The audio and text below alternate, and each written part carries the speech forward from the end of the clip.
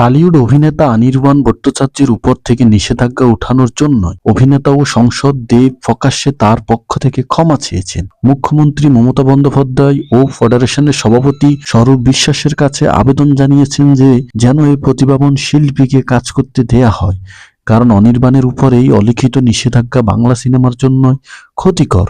দেব স্পষ্ট করেছেন যে তার নতুন ছবিতে অনির্বাণ থাকার খবরটি গুজব এবং তিনি অনির্বাণের হয়ে ক্ষমা চেয়েছেন যাতে ইন্ডাস্ট্রির স্বার্থে তাকে কাজ করতে দেয়া হয়। দেব বললেন, যদি ক্ষমা চাইতে হয় অনির্বাণকে, তাহলে আমি তার হয়ে ক্ষমা চেয়ে নিচ্ছি। অনির্বাণকে প্লিজ কাজ করতে দিন, এমন একজন অভিনেতা যাকে বাংলার দরকার।